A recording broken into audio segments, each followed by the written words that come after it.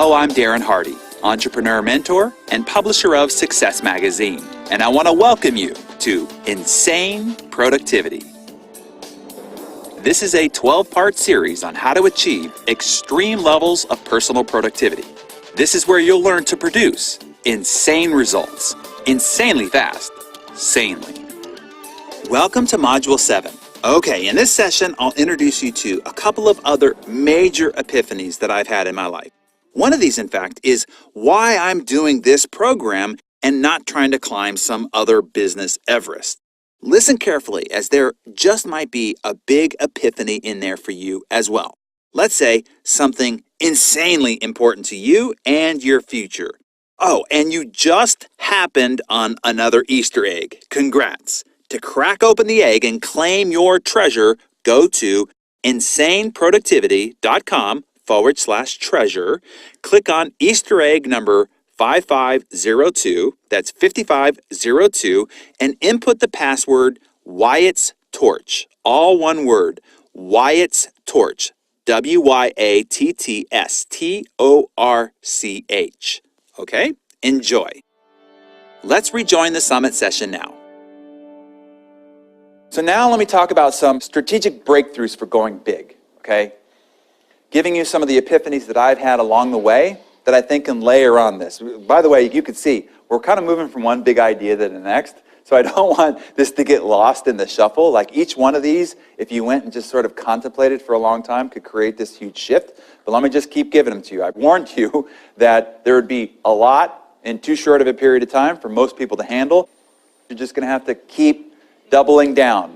Just keep bringing your mind back into the equation. Don't miss it while you're here. You can go and sort it out later, but just get it while you're here. So let me give you an epiphany that I had. A while back, I was meeting with one of my mentors, and he was asking me about the year ahead and what I wanted to do and what goals I had and so forth. So I laid out all my goals, and I had all these great, ambitious, big, hairy, audacious business goals. And after I got done with my great presentation of my year ahead, he said, "Where's your life in that?" And I thought, what do you mean? I mean, he says, "Hey, that's great, you're going to do that business-wise, but where's your life? There's nothing left for a life." And that's exactly how I lived most of my life, where all my goals, all my ambition, all my drive, all my talent, energy, and bandwidth and life force was being driven towards business goals. And then I would find barely this thing at the outside of the ring would be left for life. I would get together with friends if there was extra time. I'd spend time with my family if there was extra time. I'd figure out a hobby if there was extra time. I'd take time off, I'd go on vacation, I'd take a weekend if there was extra time. Life fit on the very outside. He said, what I want to encourage you to do is flip that. He said, I want you to figure out what kind of life you want to lead first. What are your life goals for next year?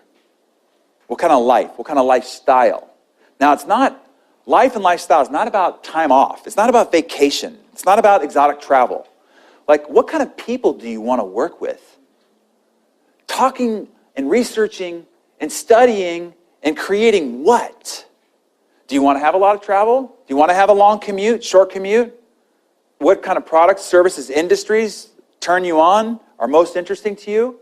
Figure out what kind of life and lifestyle, because look, when you lift your head up off the pillow every morning, you spend 80% of your life working. 80% of your life is spent working. So you better have a life inside that. Design a life and then figure out a business around it that supports that. And that was a game changer for me.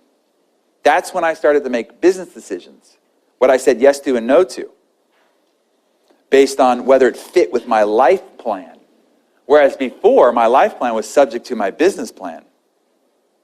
Big difference. Seems subtle, dramatic difference in the life you lead. So I went back through my journals to figure out what process I brought myself through when I went through this shift.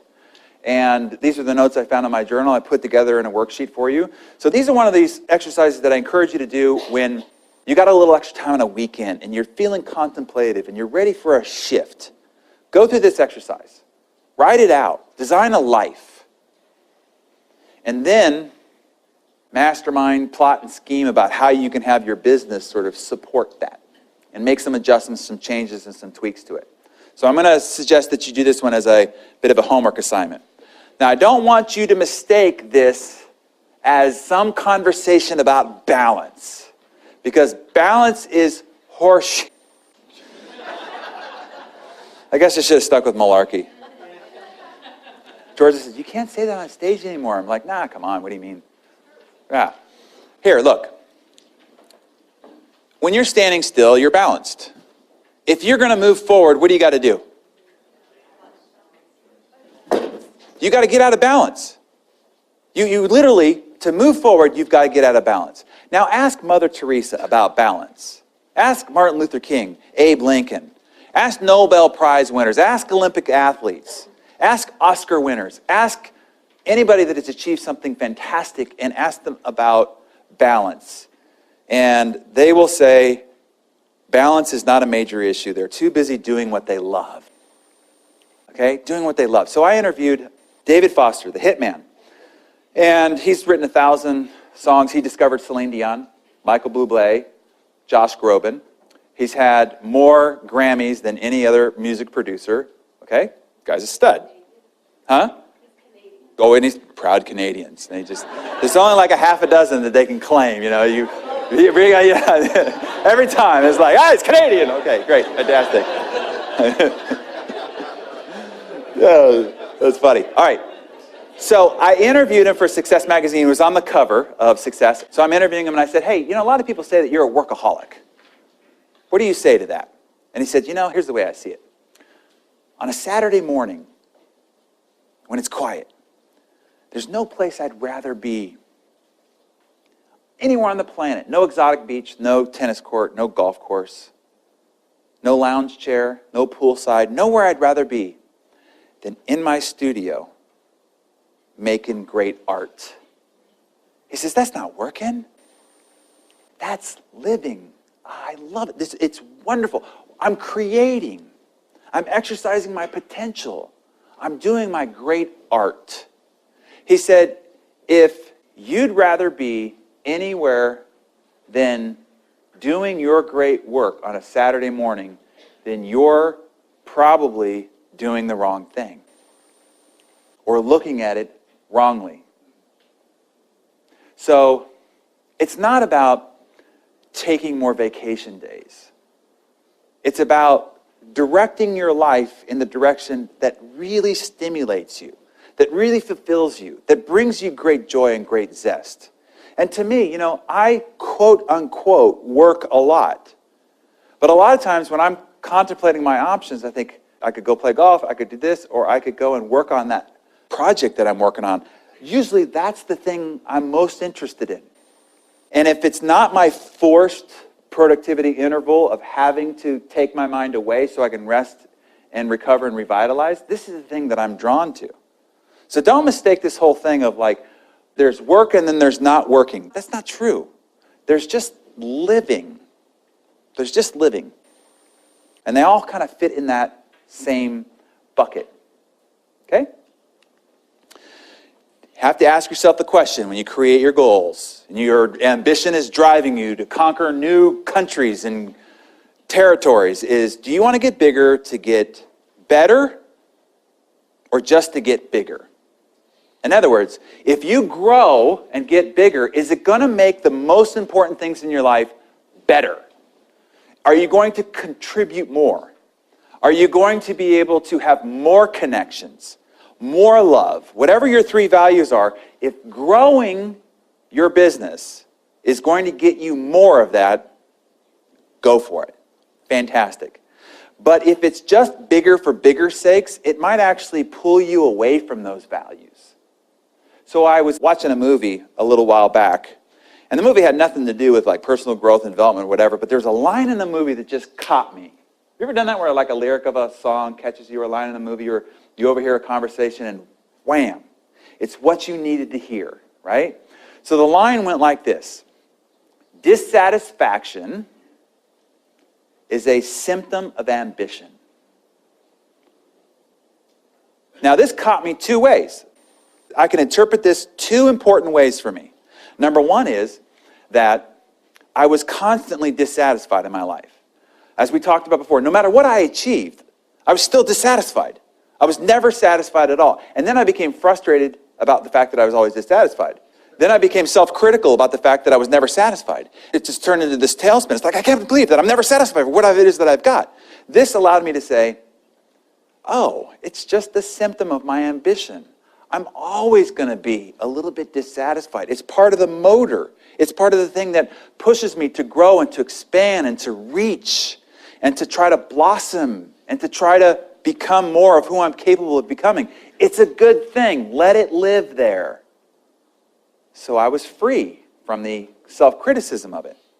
The second thing that it also said to me is, be careful about your ambition. Because it can drive you to grow and expand, but it can also drive you off a cliff and take over your life and pull you completely out of your life. You can start expanding, opening new businesses, taking on new partnerships, and all of a sudden you are beholden to all of that. You are now the slave of your ambition, the slave of those employees you had to hire, the slave of those investments you needed to make, the slave of those liabilities that you ended up creating for yourself, and your ambition has pulled you out of your life. My greatest challenge in life right now to this day is holding the reins on my ambition, is holding it back. Because there's lots of things I could do. Yeah, and people are coming to me all the time with ideas. Oh, you could license this, you could franchise this, you can create the trainers of the trainers, you could build this product, you can upsell this, downsell this, you could have this program. And I'm like, yeah, I could. But if I end up getting myself in all of that, I leave my life to do it. So I have to hold it back. I have to be really careful about what I say yes to. And really disciplined about saying no to most great ideas so that I can keep it contained in a place where I get to have my ambition fuel my growth, but not drive me out of my life. Here's the lesson. Don't want what you don't want. Don't want what you don't want. And I learned this lesson when I met this guy here. We always say in success, find a model, that you want to be like, and then pattern yourself after him. Well, this is my model for years. I wanted to be like Richard Branson, right? I mean, the guy, how cool is that guy, right? I mean, he's worth $4 billion. Always looks like he's having a good time. He's got some model on his back while he's kite surfing, I mean, he's just a cool cat, right? He's got his own private island. So I thought I wanted to be Richard Branson until I spent time with Richard Branson and found out kind of what his ecosystem is like. And then I realized he and I are really different. He thrives on complexity. He thrives on having 1,000 balls in the air. He loves it. He's best in that environment. Do you know that he and Virgin have 125 lawsuits pending at any one time? It's just part of having 400 companies and being a major brand in the world. It's just part and party to the process, okay? No big deal. If I had 125 lawsuits pending at any one time, I'd be in a nut house with rubber walls, right? I realized at that moment we're different, and what turns us on and what fulfills us and what satisfies us is opposite, in fact. I realized then that what I really like is simplicity. I like a few things done really well with great depth. He can throw a lot of things against the wall and see what sticks. If it doesn't stick, he doesn't care. He doesn't have any attachment to it. I have a lot of attachment to what I create, right? So what's going to give me joy and fulfillment is a few things done really well. And so I radically altered my life after spending time with him in the opposite direction. And I said, my goal is to have a few SKUs with a few employees doing a few things with great excellence, great margin, and great outcome. And I rewired my entire business to create and craft that reality, the things that I do outside of the Success Enterprise with my partners. And as a result of it, not only has it created 10x success, it's given me a life. And now I am fulfilled and satisfied with what it is that I'm doing if I continue to hold the reins of my ambition, because my ambition is always going, dude, you so could crush it if you did this. This would be so easy to do. You could do this just, for an hour on Saturday. It's like, and I've got to be like, stop it. We got it. This is it. We're in the zone. So don't want what you don't want. Figure out what works for you and live in accordance with that. Because you can fall in love with the destination and then realize later that the journey really sucks and the trip wasn't worth it. Okay, let's keep crushing through, moving the needle on this ideation that we've got going here. So your goals must be bigger than your greatest what? In order for you to persevere, to push through, your goals must be greater than your what? The obstacles, the things that could stop you. What is it? The discipline or the rejection or the fear or the heartache or the laziness. Your goals have to be more inspiring, more empowering to you than what could be your greatest obstacle. Otherwise, the obstacles will stop you and it's game over. So you want to make a list of what could be your greatest obstacles to accomplishing each goal. And then make sure, is your goal powerful enough to persevere through those obstacles? Because they will come. You will face them. You want to separate wants, because there's a lot of things that you want. There's a lot of wants. But wants will be blown out of the water quickly by some of these obstacles. Separate the wants from musts. I must achieve this. I must have this be part of my obituary. I must have this be part of my life plan. Then all of a sudden, the obstacles, be warned. There's no way the obstacles can overtake me because these are must. Non-negotiables. These are my non-negotiables in life. They interviewed 1,000 80 to 90-year-olds to try to dig out lessons learned. They lived a long life. What are their lessons learned? What was interesting that they found from that study was the focus of their answers was not on what they did. The focus of their answers was on what they didn't do. Regret was the biggest lesson learned from people who had lived to 80 to 90 years of age. So today's the day to decide and identify your regrets. You can't wait till you get to 80 to 90 to look back and see what you regret. It's too late to change it. Now's the time to consider what you possibly could regret not doing. If you died, you're looking back on your body in a box. What do you regret not having done? Now's the time. Now's the time. So there's a great interview here with Jeff Bezos who talks about this. Now, this guy has changed the universe. Number one retailer, change maker in the world, taken over e-commerce.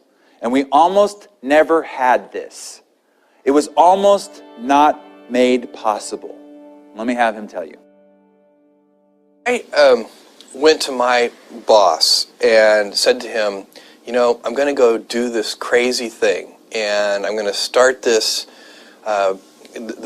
company selling books online. And this is something that I had already been talking to him about in a sort of more general context. But then he said, let's go on a walk. And we went on a 2-hour walk in Central Park in New York City.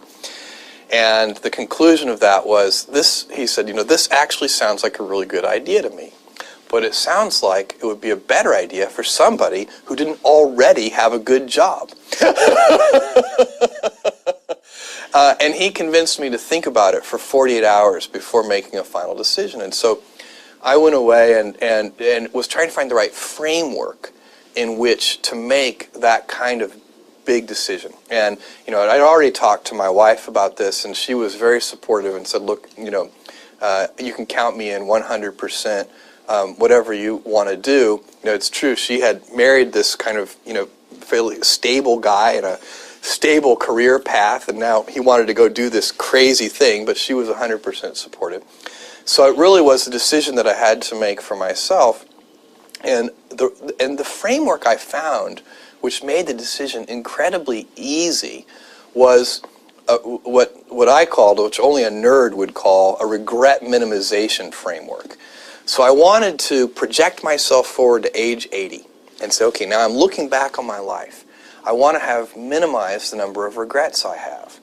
And I knew that when I was 80, I was not going to regret having tried this. I was not going to regret having wanted, trying to participate in this thing called the internet that I thought was going to be a really big deal.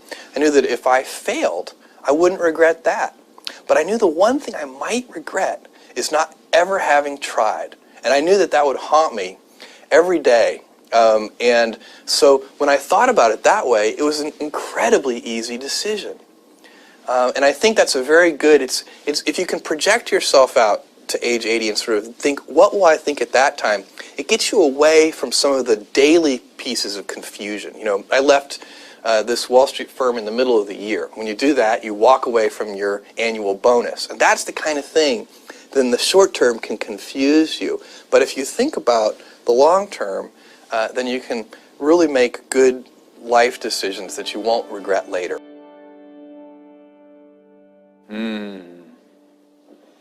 Imagine if he had not done that. Kept his cush job, kept his bonus. We wouldn't have Amazon today. We wouldn't have what is now all the innovations of the internet today based on him making that single decision. So I just ask you, what is stifling your making the decision to move on about what you really wanted to do so that you don't have those regrets? How do you operate from the framework of regret minimization? Also, layering on a different strategy here, it is quite okay. Actually, it's quite encouraged if your goals are a bit crass and embarrassing. I don't actually share a lot of my goals publicly because some of my goals are crass and embarrassing. There's things that I want to do or things that I want to accomplish or people that I want to meet or places I want to go that are kind of crass and embarrassing. And you know what? That's what makes for a great goal. So don't be worried hey, look, if you want to have a closet that you can park a car into because it's so big, and if that just turns your crank that one day you could build this fantastic closet for your most prized possessions, awesome, good for you, whatever, right? If you want to do something fantastic with your family or whatever turns that passion flame on, awesome, okay? Let that be okay. And then also, as you go down the path of trying to achieve your goals, a lot of times goals can be limiting. It can actually limit you because you put blinders on us like, I will accomplish this or I will die trying, and you end up dying. So we have this part of our family room where you have these stack back doors and it opens up to the outside. It's like 15-foot expanse. And then we have this window. And I was sitting on the couch and I saw this fly just like beating its head against this window. And I don't know why I was just fascinated. I was just bam, bam, like repeatedly, bam, over and over again. I'm like, wow, that must hurt. Ah, ow, ow. And then I got bored of watching that and got distracted. And a couple hours later, I'm walking by and I took that photo. It's sitting on the windowsill, dead. All the while, literally 2 feet to the left was 15 feet of open space to the outside. Sometimes we live our lives like that, where we're so intent of doing this thing, this never say die, this never give up, and we just boom, boom, boom, and then all of a sudden, sometimes you got to be flex. You got to be flex. I consider goal achievement like jazz. My dad's idol in life was John Coltrane, right? Great jazz musician. And achieving goals is like jazz. To a lot of people, jazz can sound like noise, right? But what you don't understand is that there's actually a substructure. Even freestyle jazz has a substructure, right? It's a signature, timing, who gets handed to whom. Okay, all that is predetermined. And then on that base structure, you can then be fluid and flex, and you could be in the moment. And that's how great music is created. But it has to be created on a base. Because if there's no base structure, then it is just noise. Same thing with goals. You do have to have a destination in mind. You do have to chart a course.